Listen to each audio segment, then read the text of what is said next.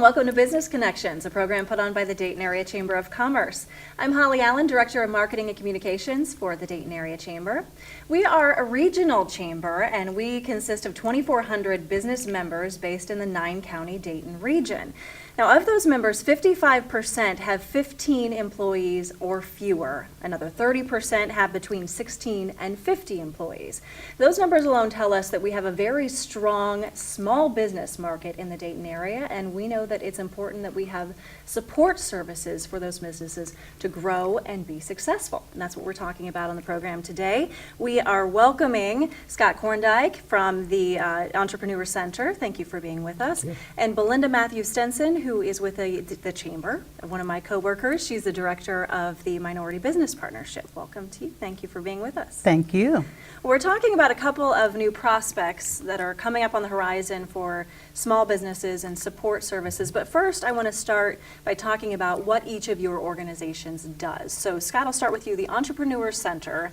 Can you tell us what you do for businesses in our community? Sure, absolutely. Well, first of all, we've been around for a while, 20 years.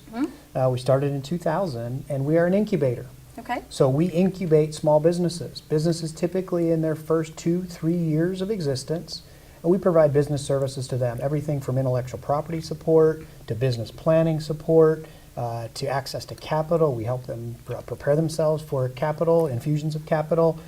We help them network, find first customers, really kind of solve those challenges that early stage businesses always struggle with. Okay. Belinda, you also work with small businesses. Can you talk about, you specifically though focus more on minority, women, and veteran-owned businesses. What do you do for them? For the Chamber, we've been under the Chamber umbrella, the Minority Business Partnership, for about 7 years now. And we do something very similar to what Scott does.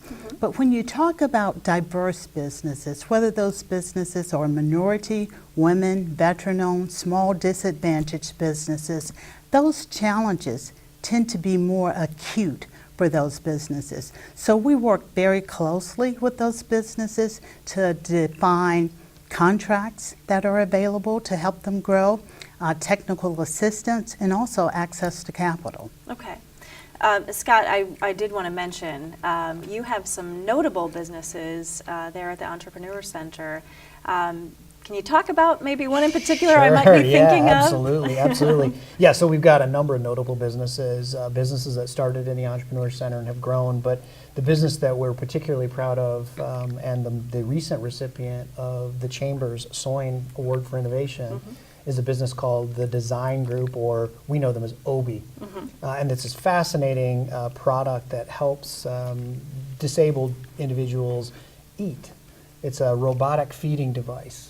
Right. And it literally changes lives. And so it's a product that is really well thought out. It's a product that's well designed. But most importantly, it does such good for these people.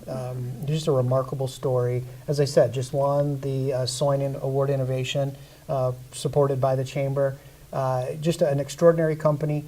2 Dayton guys, University of Dayton graduates, who've just got this great idea and are now just really starting to see the benefits that they provide to customers, expanding globally. Just a great credit to this community, really. Right. We wanted to point them out because they are kind of one of our own. And just a little plug, if you want to know more about OB and design, there's a lot of information at DaytonChamber.org. They will be focused in they will be featured in the August issue of Focus magazine, which is the Chamber's quarterly piece. And so we're really proud of them, as I'm sure you are. You've seen them grow, Scott. Very much. So now we have an idea of the different businesses that you are both serving in our community, but it's not just those 2 organizations, MVP and the Entrepreneur Center. Whoever wants to go first, can we talk about some of the other organizations that exist in the Dayton area to support small businesses? Sure.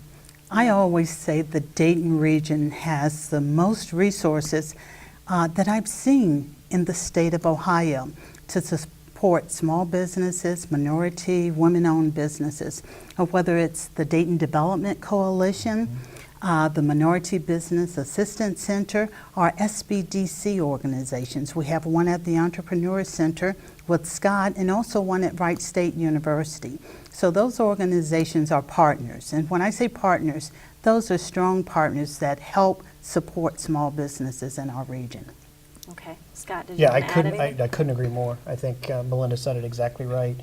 As a community, I think we're very fortunate to have the kind of organizations that we do. We really are. Whether you're thinking about pre-seed capital, the Accelerant program from the Dayton Development Coalition, whether you're talking about really early stage challenges with businesses through our SBDC networks, and then you think about organizations like the Downtown Dayton Partnership and the thought leadership that they provided around kind of the resurgence of downtown, and how that resurgence is fueled by some of these startup companies. Absolutely. So we're very fortunate to have really, I think, a really impressive collection of organizations that support small business.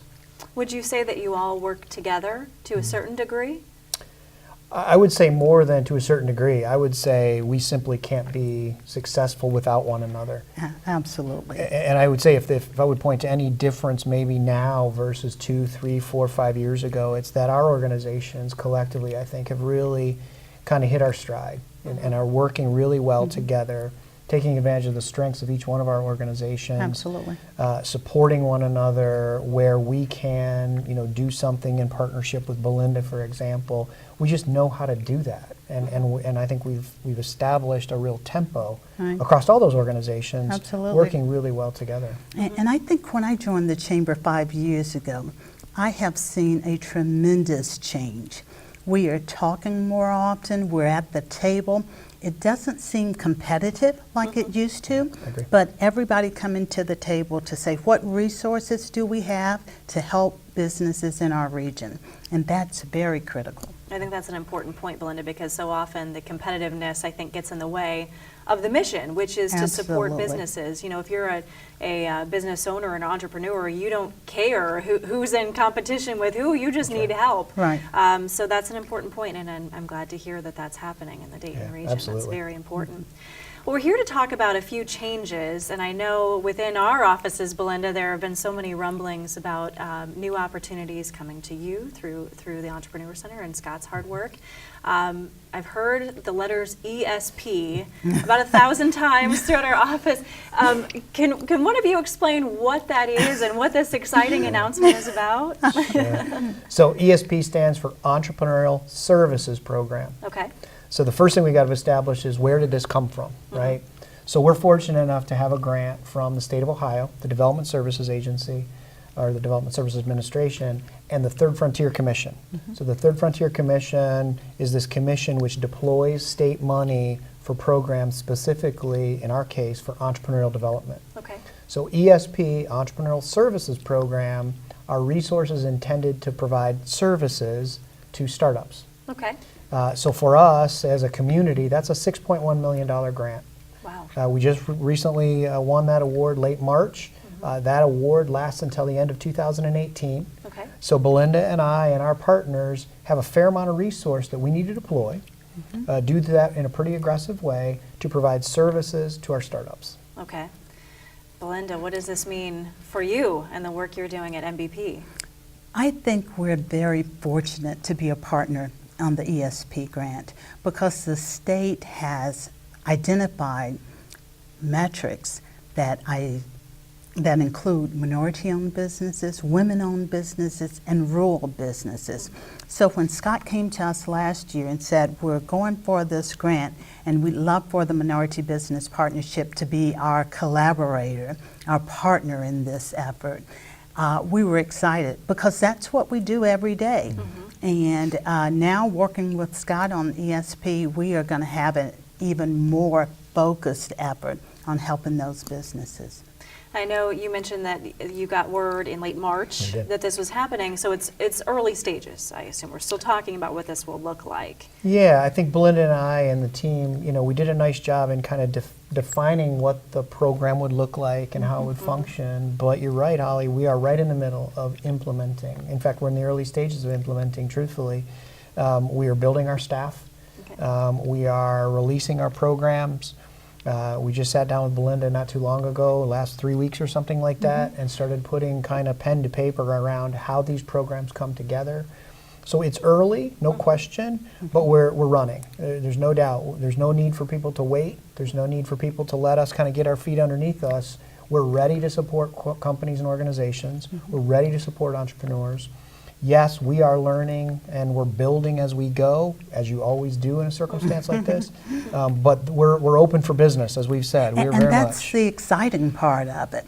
We both have been doing some very similar work, but the benefits that this will provide to businesses, legal assistance, accounting assistance, technical assistance, support services, that's going to be a game changer for a lot of our businesses in this region. I think that kind of alludes to what my next question is. What is the vision? So I guess the important question is, if you're a business owner, if you're an entrepreneur, you're just getting started, what does this mean to you? Yeah, great question. Great question. So you think about starting a business. You think about kind of ideating that business, the phase of I'm thinking about an idea, I'm thinking about a concept. There are a number of challenges. How do I formulate that concept? How do I begin to build a business plan? How do I think about where am I going to be? How do I find my employees? Those real early stage questions and challenges ESP is intended to address. Okay. So a person who's ideating, thinking about a business, we want to talk to. Because we and other partners, our SBDC network, for example, critical partners in that. Now once you've kind of ideated, you've got a good concept, you're starting to think about where do I grow, where do I develop, how do I find my first employee, how do I find my first customer? Well, we've got tools, techniques, resources to help there. Whether those are lawyers, as Belinda said, to protect your intellectual property, whether they're accounting firms to make sure you've got a really strong financial footing underneath you. Absolutely. And then you start thinking about, okay, now you've got an idea, you've got a business formed, you've found maybe a couple of customers, but now you're starting to grow. You're starting to enter the market in a bigger way. We've got resources to support that as well. Absolutely. And again, those resources are services.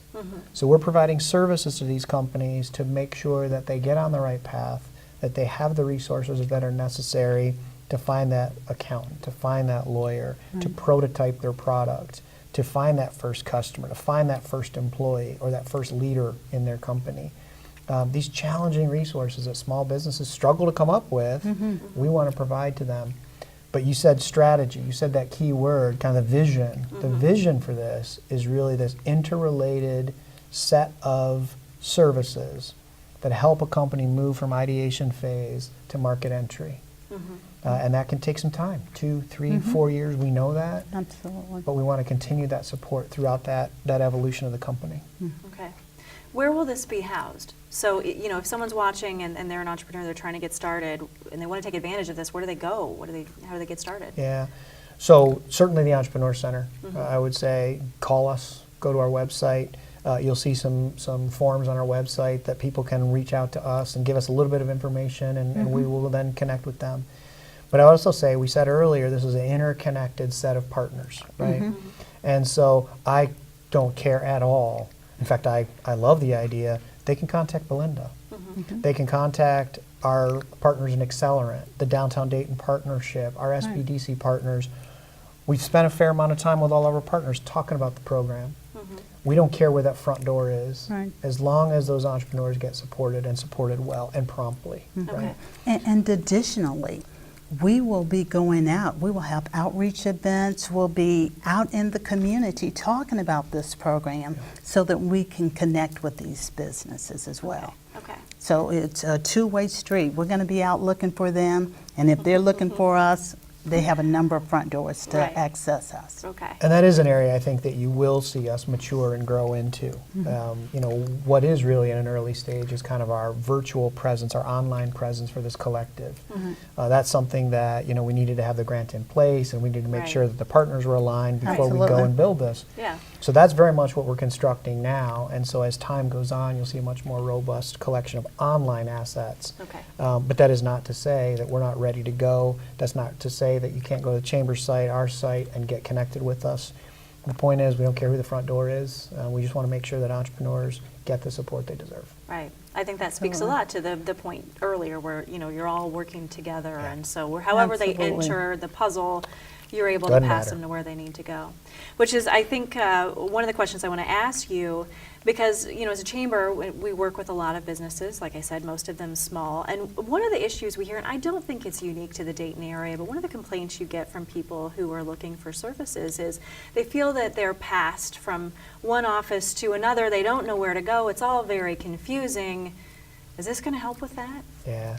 Well, first of all, let's validate that. I think Belinda and I both agree, Yes. and in fact, in some of our early conversations last year, we both were compelled to try to solve that problem. Absolutely. Entrepreneurs frequently would say, look, I was kind of came to the ecosystem a couple of years ago. I tried to get engaged and I got handed from organization to organization. So a key focus and a key kind of motivator for us is to eliminate that. Now, how do you do that? First of all, you communicate with one another. So Belinda is in the same room with us. We're in the same room with Belinda going through our list of companies that we're trying to support. So if Belinda is the right partner for that company, I know that, my partners know that, and they're getting the very best support. And then Belinda can provide those leads to us, curate that a little bit, so that these people, these companies feel like they've got somebody standing next to them. Yeah, They're not they being have a handed champion. off. They have a champion. And through this process, I plan to continue to nurture those businesses. It's not just go and talk to Scott and I never see you again, but we'll continue to champion those companies and walk with them along that process. Which is very important. I'm sure it's Absolutely. not hard to feel alone when No. you're starting a business, I'm No, sure. and in some ways it's more difficult when there are a bunch of resources, because it's not a question of where do I go for help, it's where am I going to best find the support I need at this particular Absolutely. time. Right. And one of the reasons people feel handed off is because we all have we do what we do, and we all know we can help each other, and I think highly of the work Belinda does, so I'll send somebody to them. Well, you feel handed off. You feel very much tossed back and forth. Again, I would say it's where this online support that we'll provide, we need a little bit of time to develop that. I'm not talking years, I'm talking weeks, right? Months. We need to develop that online presence because we want to knock that challenge down immediately. We don't care where you enter, we don't care how you get there, but once you get in this ecosystem, we want to make sure you know what the partners are, how you interface with those partners, and then let us do the heavy lifting. Let us figure out who you ought to talk to, when you ought to talk, what the right kind of conversations are. That's what Belinda and I and our partners can do for these companies. I want to throw one kind of curveball at you. I know I gave you some questions beforehand, but this shouldn't be hard. Big picture, why is this important to the Dayton region?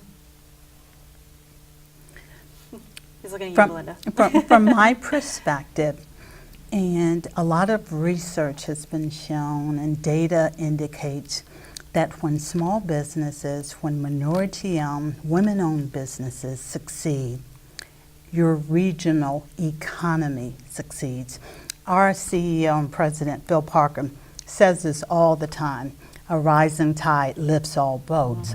So with this program, the state is requiring that we make sure we have inclusion because they understand our region will succeed when everybody benefits from the programming, the supportive services that are out there.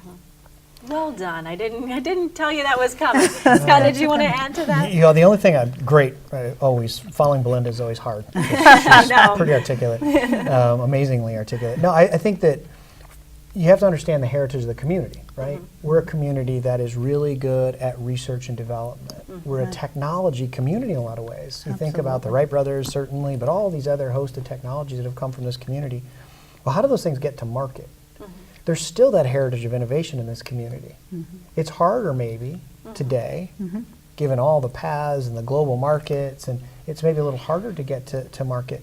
So we as a community, if we want to claim that legacy and build on that legacy, these startups, these early stage technology companies, these early stage entrepreneurial companies, that's where that growth is going to come from. That's where it's at. You're right. Absolutely. The drivers of the economy are, yes, thank goodness we have large companies in this community, and thank goodness they're being attracted to this community, but the vast majority of job growth is in those small businesses. Small Absolutely. businesses. And those are typically the startups, right? Yeah. And so if we can foster a community of startups, we can capitalize on the legacy that we have as a community. We can make sure that that legacy is available and those resources are available to the broadest cross-section in our community we can get. Absolutely. Then I don't see how we can lose. Frankly, I wouldn't trade the assets we have in our community for anything in the state, in the country. I'm glad and I'm proud that we live in Dayton, Ohio, that we've got the resources we have, that we've got the kind of people in the community we have. I wouldn't trade it for anything. Excellent. You did pretty well following Belinda, because you kind of set me up. We only have a couple of minutes left, but Scott, I did want to talk to you since we have you here. We have you on the hot seat. Can you tell me a little bit maybe about the plans at the arcade? Yeah. We've seen some things in the news. You're partnering with UD. You've got an innovation center going on there, and you talked about innovation. Sure. What can you tell us? Inside scoop? Well, I can tell you, I'll give you everything that I know. How about that? Okay, we'll take it. So first of all, you think about this heritage of innovation I just talked about, right? Yeah. What better place to showcase what this community is about than this beautiful arcade, the rotunda, soaring gorgeous. rotunda with just just you walk in there, and there's something special about that place, right? Right. And I think it reflects and represents a thriving community in the early 1900s. Well, why can't we be a thriving community again? We are, we will be. What better place to showcase that than in the historic arcade, right? So that's first and foremost, that place, there's something special about it. Yes, we know that for sure. Our intention and our desire is to open that up to the community and use the innovation that we all do on a daily basis to really make that place thrive. So our kind of contribution to that is our partnership with UD. University of Dayton, the Entrepreneur Center, joint venture together to run a pretty significant 82,000 square feet innovation center. Wow, that's So big. that's a big piece of that of the arcade. The rotunda, beneath the rotunda, opening what we're going to call a Shark Tank, kind of a theater setting where we can have pitch events and that sort of thing. But UD bringing communities and classes downtown. Vince Lewis and the Karate Center bringing classes downtown, entrepreneurial classes, the linkage to the engineering school, the arts program, Brian LaDuca's program from an arts perspective. Bringing that cross-section of really eclectic personalities, different backgrounds, different disciplines into a single space, we think is powerful. It is. So, I can't steal anybody's thunder. These are, big public projects, and so the city and the county and the developers deserve the opportunity to announce these sorts of things. But I will just say that every indication we get is that this project is moving forward. Every indication we get is that we have multiple fallback positions. Should we have a challenge one place, we can shore that up in another place. John Gower from the city is fond of saying that it's not a question of if, now it's a question of when. Yeah. And I believe that. And I think the when is on the very near-term horizon. That is You've so got the right exciting. partners, you've got the right kind of mix of people, the right kind of commitments to transform that space into really, I think, a showcase for the Midwest. There's nothing like it. We've had people come in from the West Coast, the East Coast, and they will say they've never seen anything like it. We can make that our pride and joy again. I think it's exciting. It's so exciting. This has been, for anyone who's been in the Dayton area for any period of time, the arcade has just been a consistent conversation, I think, in the background. Where people just, it's so emotional for people who are from here. From this area. Yeah, they've been waiting for so long to see, and to see all these pieces fall together all at the same time is incredibly exciting. Emotional is exactly the right word. When you start talking about the project and you talk to family and friends, and they will tell you, I got engaged there, our first date was there, and you hear these stories over and over and over again, there's really something special. Thank you for sharing that with us. We really pleasure. appreciate it. And thank you, Scott. Thank you, Belinda, for being my Thank guest you. today. We appreciate your insight, and we're excited to see this ESP program, continue to get off the ground and really grow and thrive and do some good things for our community. So thank you. Thank you. And thank you for being with us today. If you want some more information about the Chamber and what we offer to businesses, you can always go to DaytonChamber.org or get exclusive content by following us on Facebook, LinkedIn, YouTube, Twitter. We're everywhere. Have a great day.